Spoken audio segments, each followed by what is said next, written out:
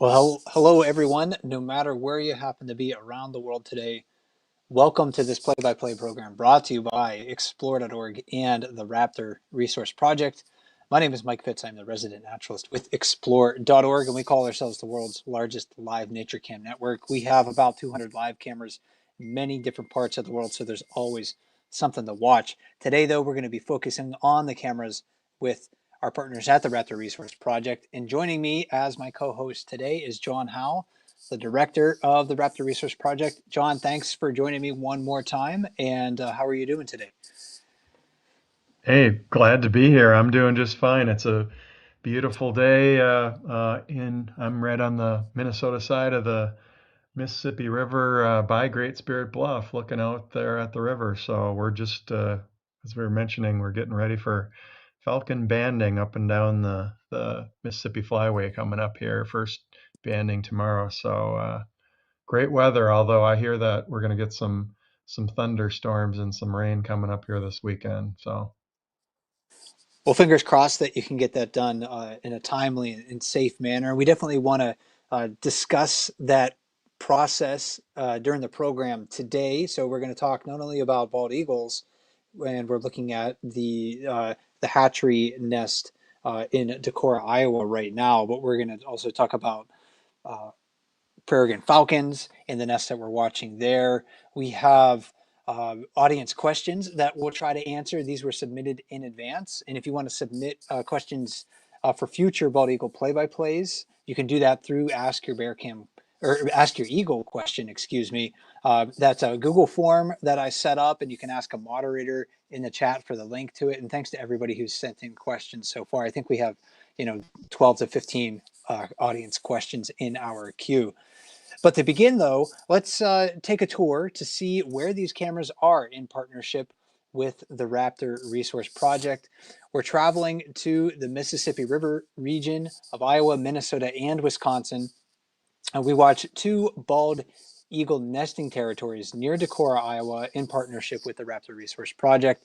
The Decorah North Bald Eagle Nest is located on private property north of town, and then the territory we simply call Decorah is south of town at the fish hatchery. Heading farther north, the Trempealeau Eagles make their home on private property near Trempealeau, Wisconsin. And we also watch two Peregrine falcon areas in this area. The southernmost is located at Great Spirit Bluff on the Minnesota side of the river. There's a Mississippi Flyway cam that sits near there in the river's floodplain. That's within the Upper Mississippi National Fish and Wildlife Refuge. And then finally, the cliff face and bluff known as Castle Rock on the Wisconsin side is home to a Peregrine falcon area as well. So those are the cams that we have available to us today. John, I actually didn't know that the Mississippi Flyway cam came back until I was checking around Explore.org today. When did that come back online? I know there were some technical difficulties that you were dealing with for a while. Yeah, yeah. Thanks for noticing that. And I guess I didn't broadcast that out to everyone. Um, so I think we had a interesting event. I think it was like a month and a half ago, thunder snow. And whenever you hear thunder, obviously there's some lightning too. And I think that happened about right the time that we lost control of cameras for one thing, and then also the video feed that is shot through radio up to the bluff, and then we receive that air fiber they call it. But so we got out there, took a look at things, and we had lost a bunch of the power supplies on one of the poles. So had that redone and went out there. The Bryce Prairie Conservation organization, Fritz Funk with that group, got me out there and put a new power box up on the pole, hooked it up, and everything worked as planned. So that was just a little over a week ago. So we've been back on and going for just a little over a week now. It's a cool camera. It's one of those cameras you catch a wide diversity of life. I mean, not only birds, but you'll see turtles. I think today one of the cam ops zoomed in on like a mussel shell, freshwater mussel that was in the water. Lots of cool critters hang out on this cam, and we'll be keeping that view in the corner of our eye. So if something pops up during the program, maybe we'll cut back to it. I think right now, though, let's head back to the Decorah hatchery nest, looking at our two nearly 7-week-old eaglets, DH3 and DH4. John, so we're past that period of time for these birds where they're developing sort of like body mass, and right now they're really focusing a lot of their energy. There's still some mass that they're growing, but their growth rate overall is slowing down, and they're growing those juvenile feathers that's going to allow them to take their first flight. How much longer can we expect these two birds to hang out in their nest? So that's a great question. They're going to be hanging out usually about 75 to 80 days is the typical time that they spend in the nest until they fledge. And uh, so you're right. You were mentioning that most of their growth is done. They're at about 90% of their adult weight right now. So most of the growth period, the really quite fast and quick growth is done, and now the the feathers coming out and learning how to use them and strengthening muscles and coordination and things like that will be happening. They're a little bit over halfway to their fledge time point. Typically, that's going to be around let's see if I can do my conversion here. About week 12, about 12 weeks is when fledge happens. If you want to talk in weeks, so they're over halfway there.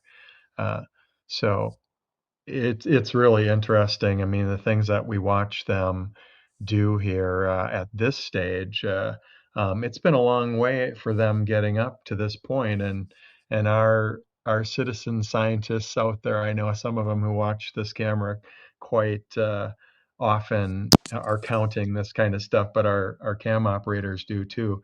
So since hatch, they've been fed, or we've had 266 feedings of the eaglets, which is interesting statistics. That's a lot if you wanted to divide that up into those seven weeks. And interestingly, we usually always watch the distribution of feedings and what's brought into the nest and things like that, and between the two adults, which one is doing more feeding. And typically, on average, the female is going to probably do more of the feeding. That's pretty much a norm with raptors. But 192 feedings by hatchery mom HM2 and hatchery dad 78. So you can see that break there in numbers.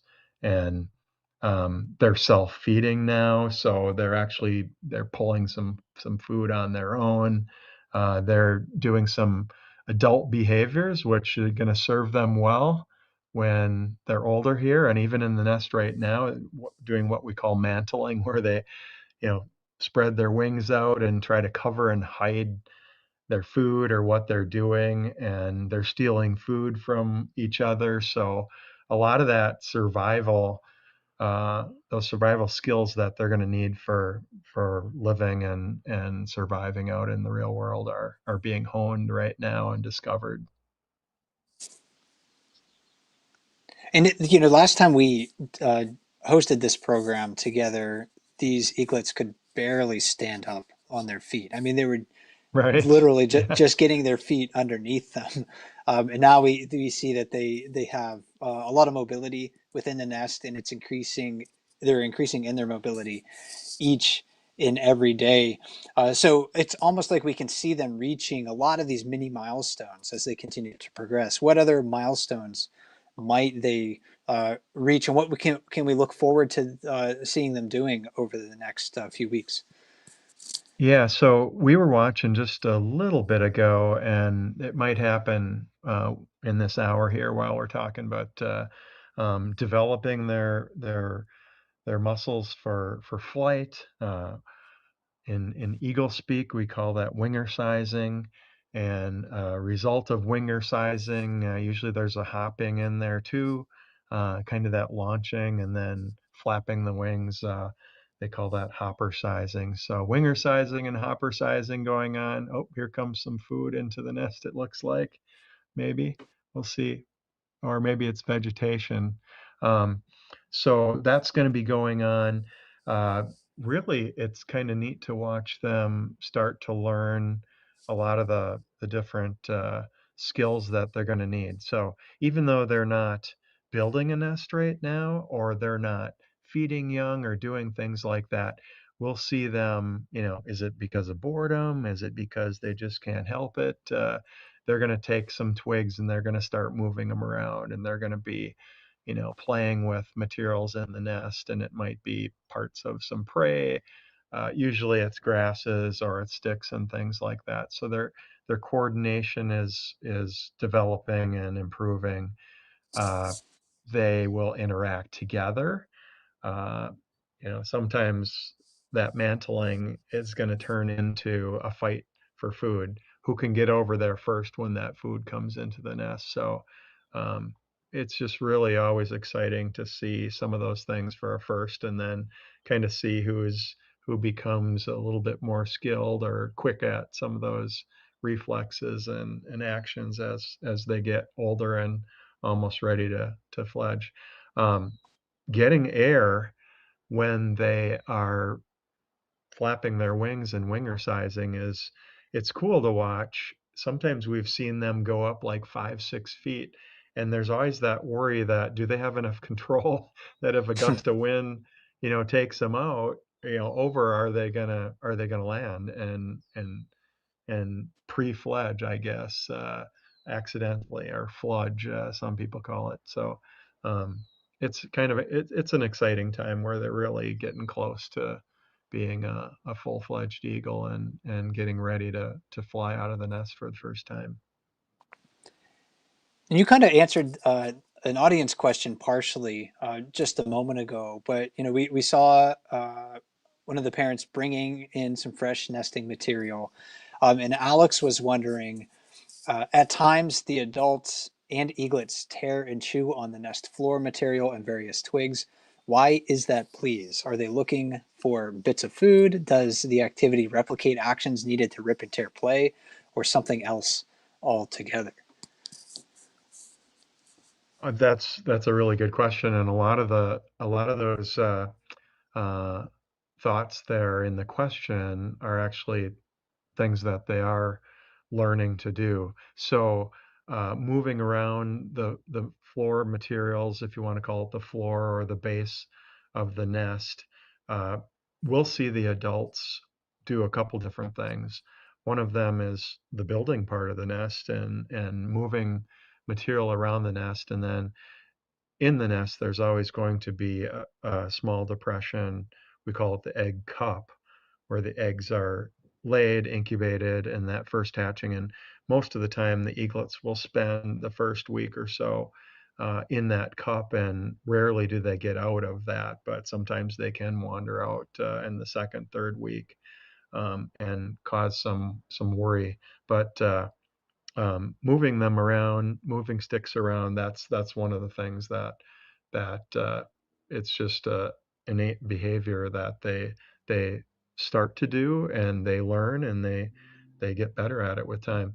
We'll see the adults aerate the nest bowl, sticking their beak down in there and moving material around, aerating it, and just keeping airflow going, and trying to dry out that surface part of the nest. Uh, that's a good question about the food. I think there may be some of that in there once in a while. I've seen the adults look around in the nest sometimes, and it looks like they're looking around for food, most likely because they're trying to initiate a feeding event, and it's like, well, what am I going to choose from? Because they get to do that part. Um, so yeah, that kind of covers the eating, tearing, and chewing, and moving around materials. And sometimes they're sitting there, half asleep, sun shining on them, and they've got a little twig in front of them, and they'll be flipping around and doing things like that. So a lot of it is that boredom, or is it just playing? Probably both. So um, the ripping and tearing of the prey, I mean, they are going to get good at that. And as I mentioned before, they've started to do their own uh, stealing food and basically self-feeding and unzipping prey, will be one of the things where they actually start breaking into the skin and starting to eat flesh and things like that. So, um, yeah, really exciting time. But those are definitely needed skills that they need to learn, and they just seem to pick it up and start practicing them, and they get pretty good at it. Yeah, it's amazing how many of those survival skills they develop just through their experience in the nest, because it is such a prolonged period of time for the species in the nest, and they just figure it out. So I love watching it, and if you have any snapshots, if you're one of our audience members, and you can look at the snapshot gallery from when these eagles were hatched in late March, last days of March, and see just how small and vulnerable they are. And there's still a lot of challenges that these young birds will face in their lives, but they're getting to that point where they're increasingly able to face and overcome those challenges. Um, Sometimes it's a challenge for us, John, to watch the cameras because it's easy to get confused about who's who in the nest. It's difficult to tell adults apart. It can be difficult with the eaglets as well. We did have a question coming in from Joan who was wondering, are there any specific ways that you can tell the difference between DH3 and DH4, like tail feathers, beaks, etc.? I know one of the things that I was using was like the remnants of downy plumage. Like maybe like the older eaglet has a little less than the younger eaglet, but that's becoming less and less reliable now Right. since they're growing in their flight feathers. Yeah, the Mohawks, as Amy was referring to them last time, those little bits of downy fluff on top of their heads, that they're past that stage, and that's gone now. So one of the things that I always notice, and we've got two eaglets in there, so really it makes it a little bit easier because you only have to compare one to the other. But the length of the feathers that are growing now, I can't tell you right now if I would guess that their tail feathers are not fully grown in length yet. So as those are growing out, they kind of start out looking like a little paintbrush with keratin and material around it, and then the actual feather kind of folded up or rolled up, coming out and protruding through that and growing out with, and then unfolding almost, if you want to call it that. So the length that those feathers are, uh, that's one way to tell them apart at this stage. The overall length of the feathers too. Um, there's a little bit of a difference between the two still as far as the length of the feathers coming out. So those are things that can be compared when you're able to see the tail and see some of the feathers around the head area and the wings for for some time. Pretty soon they're going to be close enough to adult that we won't be able to tell from those markers. The other thing that may be getting a little bit more easy to tell, and we usually look for this, is trying to figure out which one might be male and which one might be female. Female is typically going to be between 20 to 30% larger than the male. So if we've got uh, a male and a female, we should start seeing uh, and being able to notice possible differences as we get closer to that full 12 weeks or the full 70-ish days before fledge. So that's one thing that you can look for. Um, the females typically have a little bit more of a pronounced brow, a little bit longer beak, and some other things that it's hard to tell. In an adult eagle with a white head, you can see some darker feathers in the orbital area of the eye socket and things like that help us tell from difference between male and female. But obviously, you can't do that when they're at this stage with the dark feathers. So um, That's probably what I would look for is size and feather length and development right now is probably about the easiest way to tell them apart. And I would also, if anyone's wondering, and it's easy to get confused. It happens to me as well. Check the comments, see what people are saying, because collectively, usually the webcam audience is correct. If they say, hey, this is DH3 and this is DH4, almost all the time, the collective They're pretty opinion of the good. audience is correct. So I lean on the audience all the time to find out things about the wildlife that we see on Exploded Oregon. Thanks to everybody again who contributes to our community. Uh, we have other things to talk about. Real quick, John, and I can't remember if the nest that another person was asking about is near the hatchery, the fish hatchery territory, or somewhere else in Decorah, the Decorah area. But Marie was wondering, is the N4 nest by Walmart still active with Mom Decorah in DM2? Yeah, so it still is, and that nest is it's about a mile and a half to the north, more east than north of the hatchery, and it is right Okay. over on the upper Iowa River, so it's a great source for fish and food and stuff like that. It's active. We've got some watchers, photographers, and others that have been probably getting a little bit more information lately than we have. Dave Kester with our group has been out there and he's got some photos and videos just this week that I have not looked at, but I believe that there appear to be 3 eaglets there and they're doing well. So it's good, always great to hear that. That unfortunately is a situation where we've got a landowner that was not interested in, um, being a partner and putting cameras and stuff up like that. So we have folks that watch from afar and help us figure out what's going on there. And one of those other nests that we've had to get information from local observers has been the Trempealeau nest, because they're not using the same nest that they did last year. And if we go to that camera, we'll see basically what looks like uh, an empty nest. Sorry, this the other net. Yeah, Yes, there we Trempealeau. go. There we are. Okay, Yeah. because that nest that they're actively using is out of view, and I think in late April, John, there was confirmation of 2 eaglets in that nest. Do we have any other updates? Yeah, so local folks have been watching that. I've been up at the top of the bluff in Trempealeau there.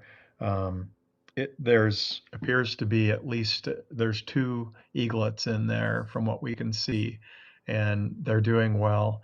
Uh, don't have the best video or photos of them, but enough to tell that they are there. And I've been informed by cam operators and others that we're starting to be able to hear them. And I think Larry, local watcher and photographer Larry, had mentioned and sent a photo actually from the street level, which you could see a head of an eaglet poking up above the rim of the nest. So they're getting big enough that they can be seen actually from street level, ground level. So that's kind of neat for the local folks that are there. People are just walking who live near there. But it looks like we got 2 eaglets, and we're probably not going to see much of them until they fledge. But if they stick around last year, like TE3 did, we should see them spending some time in the original nest, which we're looking at right now, and different perch points along through those trees. Usually they hang out pretty close to their nest area after they fledge, and get the branching stage that we're going to get to see. And then obviously the first fledge, which is when they actually are out of their nest tree for the first time. Definitely things to watch for coming up, towards as we head into June with the birds Yeah, an possibly interesting fledging thing at about that Trempealeau. nest that I forgot to mention is it does not look like we've got a successful nest over on that Minnesota island. So we're guessing that that Mr. T is a one nest dad, male eagle this year. Okay. He's not trying to take care of two nests, and you know, we know enough from Spillway is just one that I've been looking at that there's at least two eaglets over there on the Spillway nest, and that nest was successful. So some other stuff going on around that, which was a little bit carryover from the very interesting year with Mr. T provisioning between two different nests and that whole relationship that we got to watch last year. It can be quite the soap opera. And we do have, and actually, probably not gonna. Maybe I'll save this to the end or towards the end of our program. We do have some an interesting situation that happened at the Decorah North Nest that I'd like to ask John your opinions about. Um, but let's see what some of our other happening live on our other cams right now. Actually, let's go back to the Flyway nest because I mentioned that you can see turtles on the Flyway nest, and there's this gorgeous little turtle just hunkered down in his shell, or his or her shell right now. So anyway, check it out. I love turtles. I just wanted to point that out to everybody. If I see like a line of turtles basking on the logs, John, I'll just hang out on this camera for a while just to enjoy the scene. I don't know if that's something that you end up doing or not.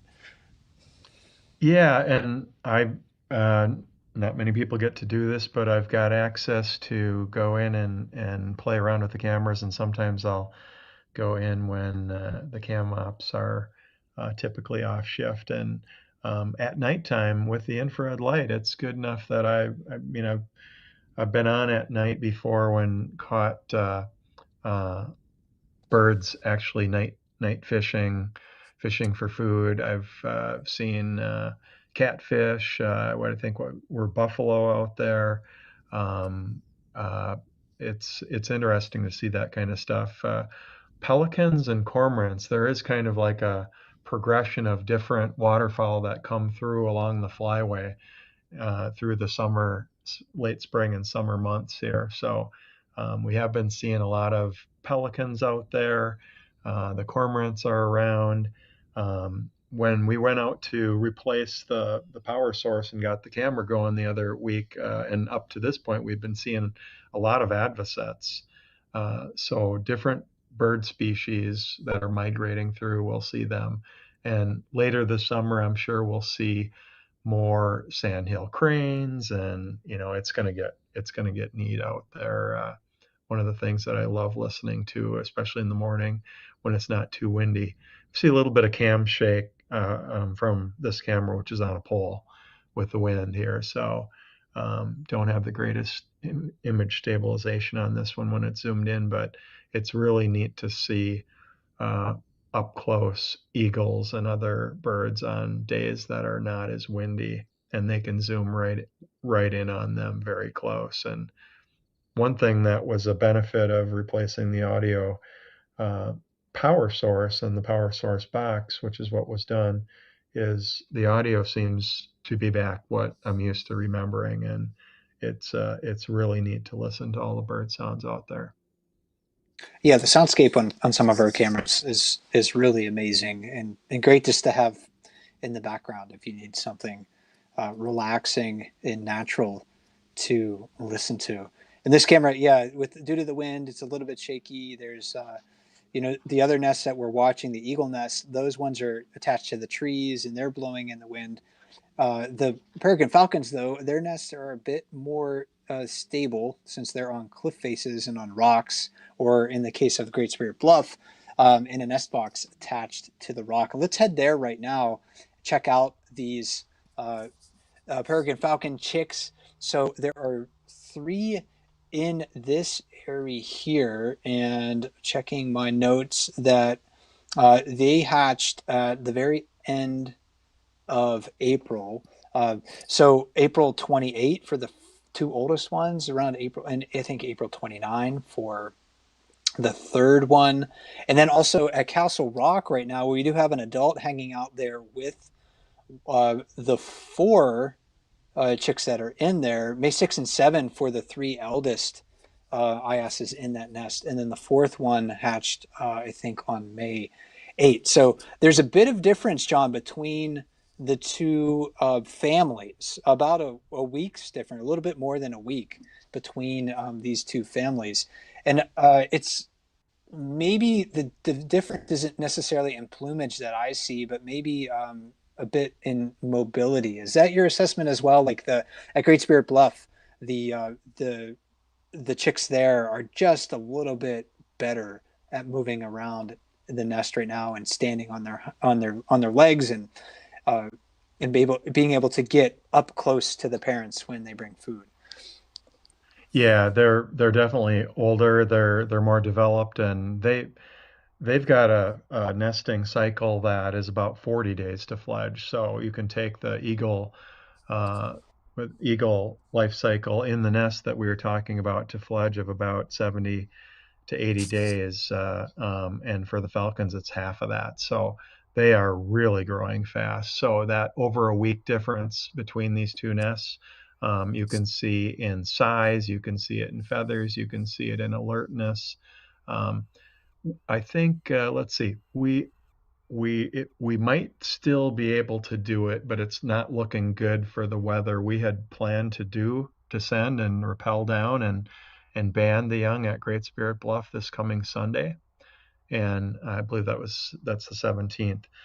It's looking like thunderstorms and some pretty windy weather, so it's not looking good for doing that. So it's possible that we'll.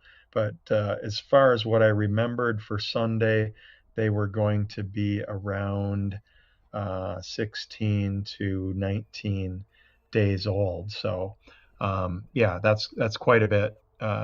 Significantly older than what we are looking at and what you see at the Eyrie over at Castle Rock that we were looking at before. So, um, and we typically, the big thing with banding is we need to be able to tell.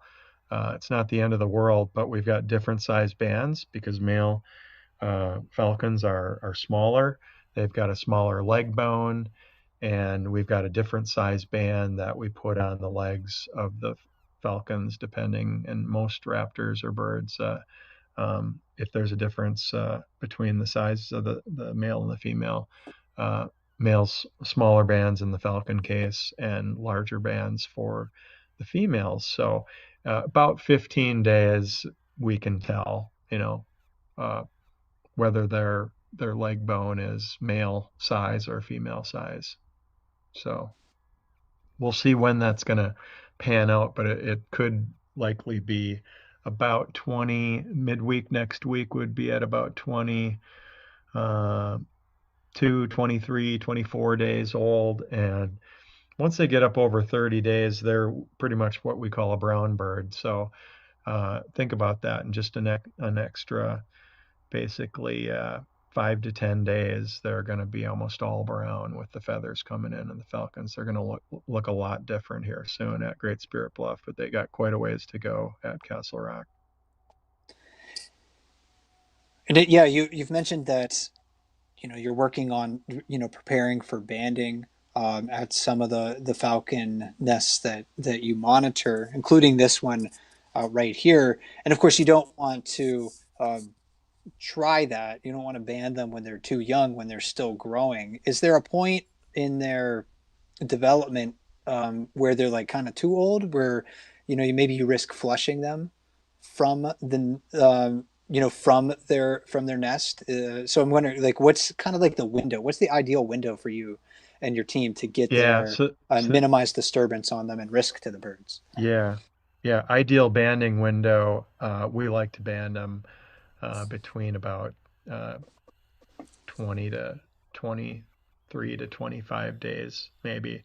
They're going to start having some tail feathers coming out. They're going to have some wing flight feathers coming out, and they're starting to get that feather growth coming in, and they're starting to look kind of speckled and salt and pepper, between the light and the dark in that time frame. In that somewhere between 20 to 25 days is ideal. As I mentioned, if they're too young, it's hard to get the right band for sex on them. Whenever there's a question about it, we always will put the larger band on, but there is a point there where they're just not large enough that the bands wouldn't possibly come off their feet. So that'd probably be at about 12 days old. So um, can band up around 15 days old, but we prefer 20, around 20, 25. And then once they get over 30, like I said, they're going to be brown birds and they're alert. They're footy. We call it footy because they will reach out with their talons. They're self-feeding. They can lash out at each other and possibly poke each other and things like that. And we've got a little animal carrier that we will carefully lift them up and down and things like that. But there's always a chance, the older that they get, they're more capable of hurting each other. So once it gets over 30 days, it's pretty unlikely that we're going to try to move them around. And on a natural, it's a little bit easier in a nest box. And a lot of the nest boxes that we use will actually put a netting or a mesh, that orange plastic construction mesh that's made out of plastic. We'll put that around the face of the nest box and take the top off so they cannot jump out, fall out, fly out early. On the cliff faces, they can run, and when they get that old, so Hmm. that's a tough decision. But once they get over that 30-day old mark, we have to really think about, is this something that we want to do? Because we could pre-fledge them or force fledge them earlier than we want them to be doing that. Yeah, so there's plenty of important decisions and calculations that need to be made when banding occurs. And uh, what would the webcams potentially capture then when you're if let's say like the weather clears up this weekend, the forecast changes, probably won't. I mean, we're pretty we're close enough to the weekend that the forecast is going to be fairly accurate. Uh, but yeah, let's say you're able to do it this weekend. What would the webcams potentially see? Yeah, we typically will make a decision, are we gonna let the broadcast go and leave it be live or not? And sometimes that just depends on how many people are visiting and how busy we are.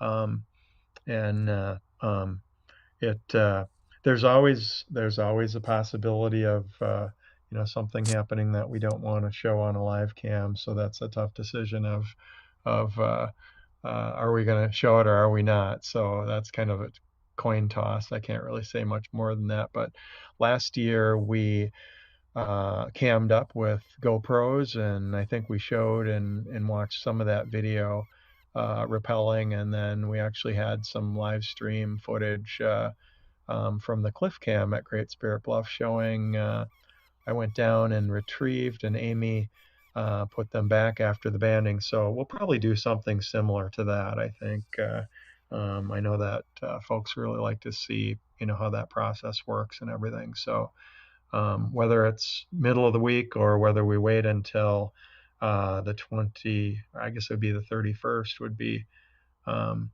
we're going to band on the 17th, and that Sunday the following weekend would be, I guess, the 24th, I guess. Yeah, so we'll see if GSB banding is midweek here this coming week or if we wait till the 24th. These birds, I think, got fed, fairly recently before our program began today uh, at Castle Rock. We still have an adult hanging out with uh, their chicks there. I'm not sure if this is Faber or Elsa. Elsa's the female. Um, but we got, with Looks both like of these Elsa, I cameras. think. Yeah, Okay. I think that's Elsa. Yeah. And right before this family got fed right before our program, or as our program was going live, and it was clearly like a red-winged blackbird that was the meal here. And we know, John, that like this population of peregrine falcons you've mentioned before, like they're eating a lot of songbirds. Other places in North America, like peregrine falcons might be eating more waterfowl. So there could be like different exposure levels to highly pathogenic avian influenza, or HPI, as it's often called. And that doesn't mean that these birds in this area haven't been impacted by avian influenza recently. And you and Amy shared some really interesting stats with me after, I think, our last program, where there was this period of time, like from 1987 to 2000, when the peregrine falcon population in sort of like the upper Mississippi region was growing rapidly, and then a lot of birds were reproducing at pretty young ages. Like the average age was like less than 3 years when they started to breed. And then there was this period where the population was kind of maturing overall. There were less breeding territories available, and the average breeding age at first breeding, I think, went up to over 4 years of age. And then you had this period more recently, over the last 10 years, that the report said was really characterized by elevated but also volatile breeding ages. It said there was like sharp dips, especially in years where there was really like a high avian influenza mortality. So I'm wondering if you could talk more about like the risks to these birds from avian influenza and how that might affect sort of like the population dynamics um, for these birds going forward. Yeah, just that's really, it's very interesting information, isn't it? And some of that we can tell because of the banding efforts and things that we have out there.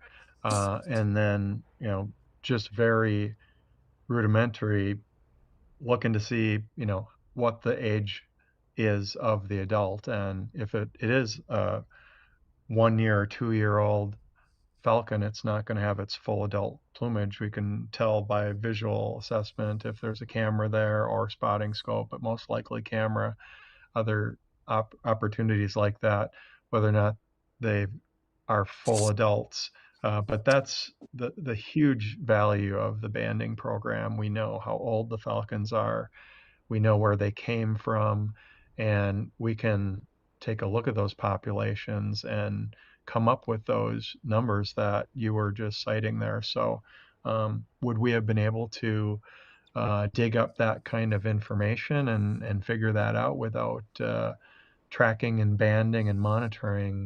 No. So, that's just one really good example of how important it is to know that and to be able to make predictions and show what's happening with these populations. So um, the with HPAI, we really have not seen a big difference here in the Midwest on the Mississippi Flyway, except for what you were just talking about, and that is um, most likely what's happening is we're losing some of the seasoned adults on their migration, or some locally where they are getting a HPI infected prey, and typically less songbird problems with HPAI and falcons that I'm aware of, as opposed to waterfowl.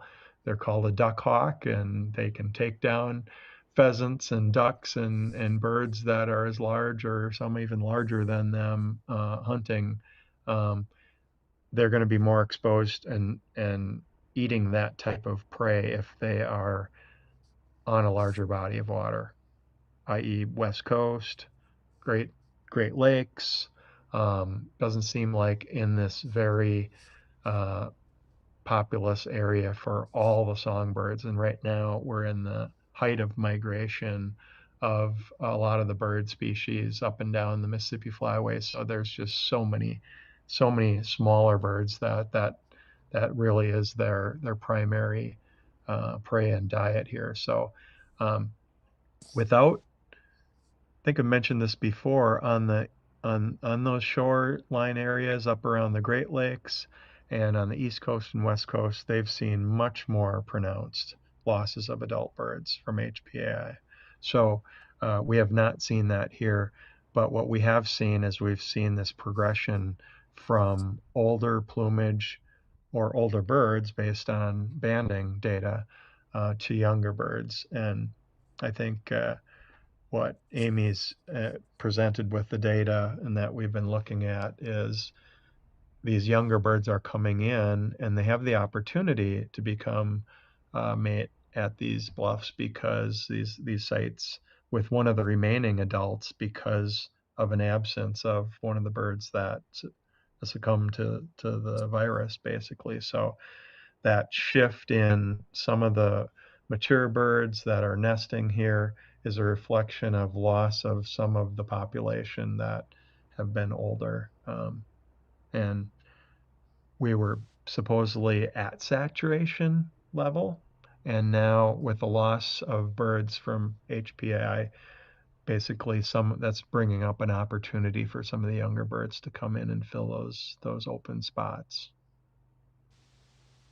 One bird's loss is another bird's opportunity. I guess that's how one way to look at it. Although, I think it underscores too, John, that we can't, take our foot off the gas, so to speak, when we're looking to conserve habitat for these species overall. And thinking about that too, we had a question come in from Elizabeth a while back that was wondering about peregrine falcons in the wild, and Elizabeth asked how many peregrines are left in the wild. I know there's many different populations around the world. I'm wondering if you could just give us a general sense of their worldwide population and maybe what it's like in your area of North America. Yeah, so, well, unfortunately caught me without being able to cite statistics here. So I might Okay, try sorry. just looking to refresh my memory. Um, as far as um, I'm going to just check here real quick, and it's not too hard to find here.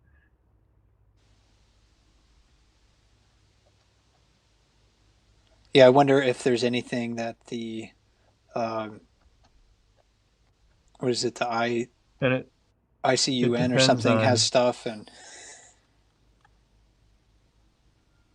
or the yeah, IUCN, whatever it is. I forget. I always forget that acronym, the International Union of the Conservation of Nature or something of that nature. But anyway, it's maybe something to think about.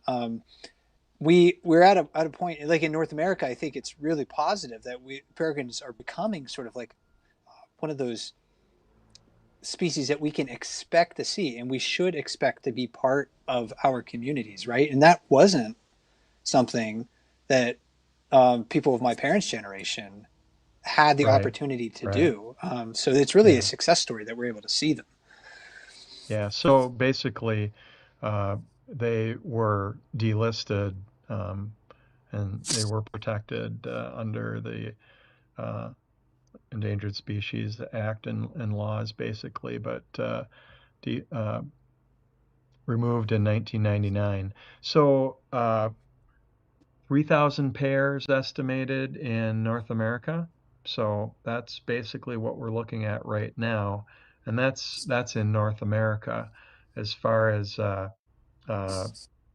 in North America, like in the lower 48 states. I can't give you regional numbers or anything like that, but um, definitely we've got urban populations on buildings. Some of those are skyscrapers or a taller building. Pigeons in urban areas are typically a major food source. And then we've got the natural or wild population that is nesting along the cliffs all the way up into Canada um, with peregrine falcons. Obviously, I have the falcons up in the Arctic, peregrine falcons in Canada and down into the U.S. and they do that southern migration each year over the winter months down to South America and come back. But that's a fairly decent population, and like I said, with both urban populations as a reservoir and the wild population, we're sitting at a pretty good. Uh, we're in a pretty good situation as far as being able to handle something like HPA right now. It does not seem like it's ubiquitous enough or spreads widely enough that it just hits everything at the same time. We have regional outbreaks where an infected population of geese or ducks or some kind of waterfowl are coming in contact with the apex predator, in this case, a peregrine falcon, taking them because it is one of their primary sources of food. Or if they're on their migration, they're coming into more contact with a population that might be infected. So um, even with the HPI impacts, we're still in pretty good shape overall with peregrine falcon populations. Well, that's good to hear. And there's a sort of a similar story with bald eagles, and now they in the contiguous 48 states, they were very rare for many decades, and now their populations have grown or continuing to grow. More the territories in many areas for eagles are getting smaller, they're getting more dense. And we see a lot of birds visiting different territories and try to staking their claim to territories. We had a lot of turnover at the Decorah North nest. And right now, our live cam, we can go there, but it just shows kind of an empty nest, which has been the case for a lot of this. If you've been watching this cam for a lot of the time over the past couple of months, we had uh, but we did have on May 4 and 5 kind of an interesting event that happened there. Real quick before we get to that footage, John, there was, I think, a question that came in from Debbie who was wondering, and people are still wondering, or no, not from Debbie. There was a question from somebody else. Somebody was wondering about if anyone had seen Mr. North. Uh, yeah, Gloria actually Yeah, was great. asking that. Yeah, Has great, anyone great seen Mr. question. North? Yeah, as far as our very sharp-eyed cam operators, and I've been in communication with a couple of the family members that live either property owners nearby or the actual property owners of the nest, and they see a lot of eagles. So it's pretty hard to say, "Have you seen Mr. North?" He's not Mm-hmm. wearing a name tag or anything. So. Uh, Probably about the only opportunity that we would reasonably have to identify is it Mr. North is if we saw an eagle on camera or one of the cam operators did notice that, or it was footage that came through on the live cam of a close up eagle because he definitely does have some characteristics. They call it a beauty mark on one side of his face by his beak, and uh, but unfortunately, to answer that question, we have not seen any indication that he's still around. And the question has gone out to those owners, have you seen possibly an injured eagle or something of that sort? No injured eagles that they were aware of and that we've seen. And like I said, a lot of eagles flying around mentioned, but it's almost impossible to tell if it's just a adult or a subadult, basically at those distances. And if you are new to these cameras, you're wondering, well, who is Mr. North? He was the resident male in this territory before he was pushed out by the bird that we currently are calling the unidentified male.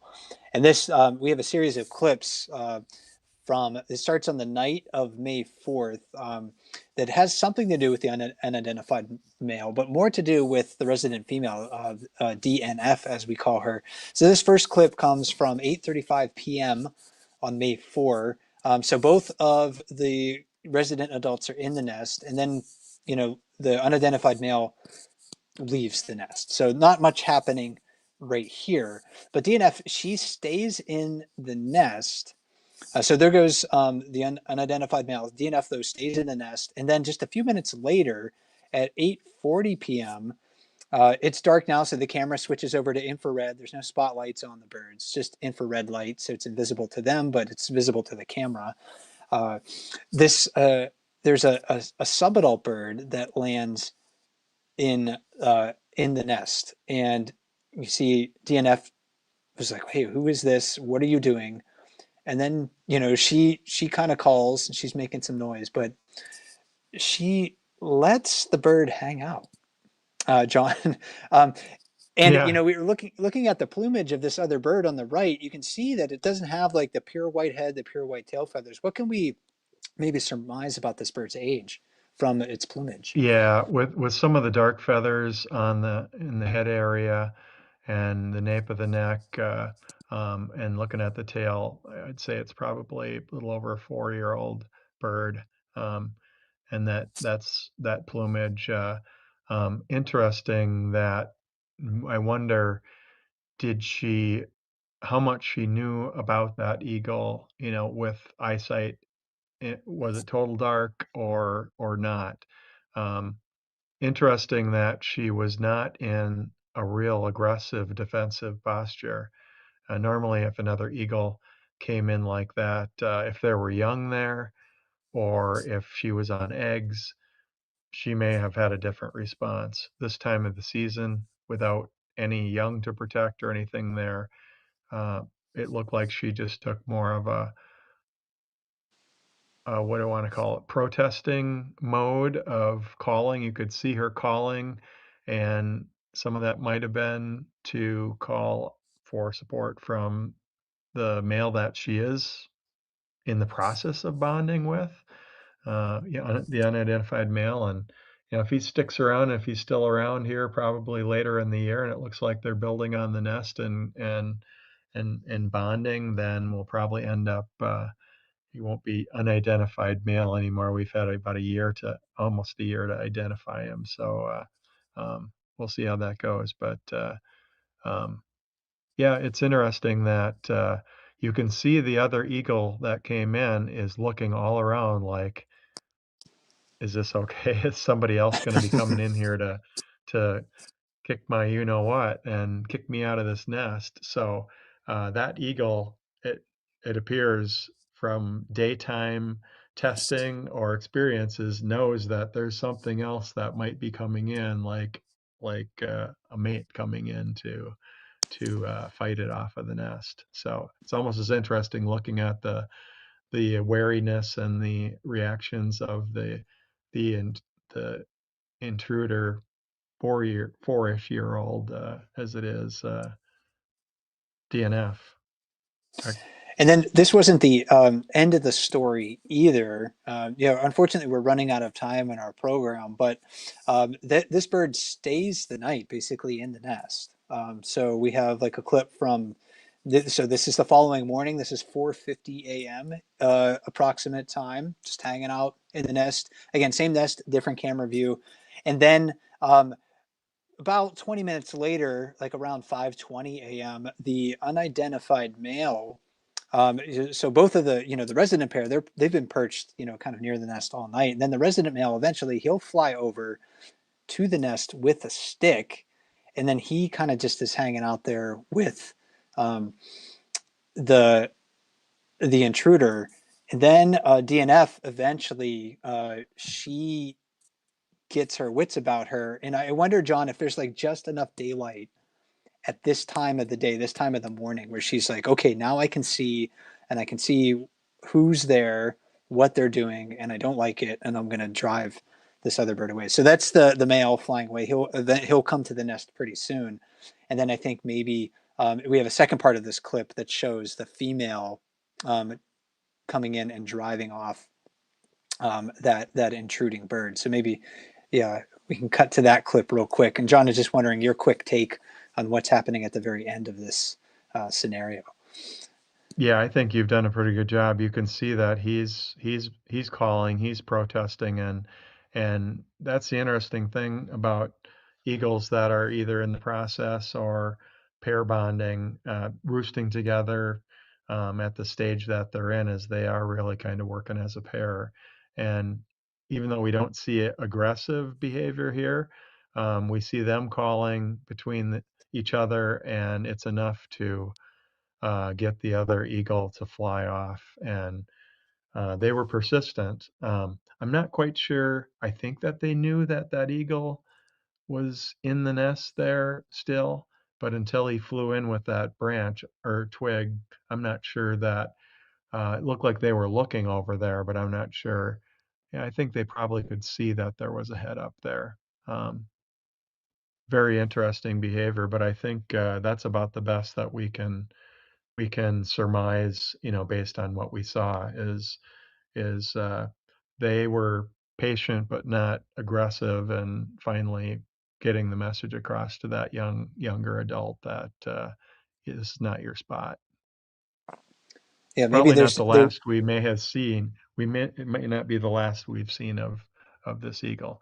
We're at a time period of the year where later in the summer, the eagles are getting more into their social time period with other eagles when they're off of their intensive part of their nesting cycle. So I don't know, like I said before, they're not protecting and feeding young and doing that right now. So that might play something in the lack of an aggressive reaction to that eagle that's in the nest.